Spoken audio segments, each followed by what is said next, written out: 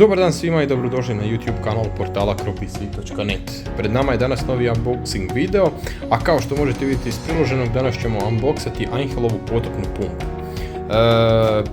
Ovakva jedna pumpa svakako će dobro doći svima u ovo vrijeme kada imamo izraženi period kiša i zapravo netipično za ovaj dio godine da imamo ovoliko oborina.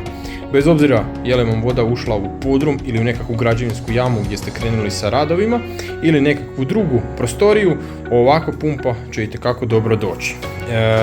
Zašto je tomu tako? Iz razloga što ona zapravo ima izuzetno velik kapacitet ispumpavanja od 22.000 litara po satu, odnosno čak nekakvih 22 kubika.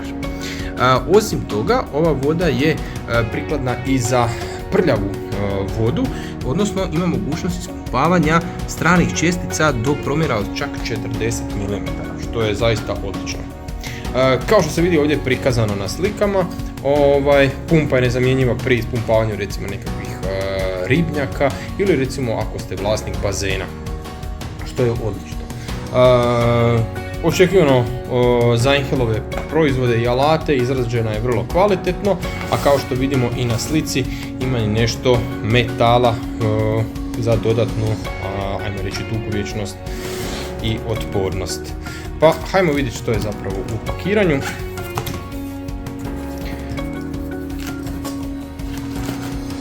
Ovdje je nešto zaštitnog materijala, naravno upute.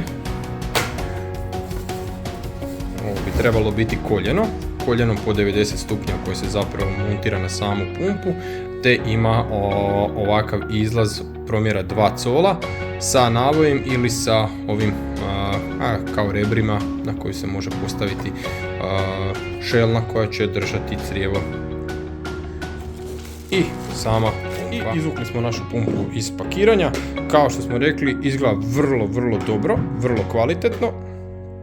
Ovdje je naravno plovak koji služi za uključivanje, odnosno isključivanje rada pumpe, odnosno kada je pumpa uronjena, plovak će se podići i aktivirati pumpu, odnosno kada nivo vode padne, pumpa će se isključiti.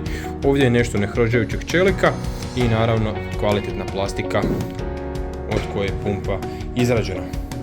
I to je to. Punu recenziju ove pumpe pročitajte na portalu cropisi.net.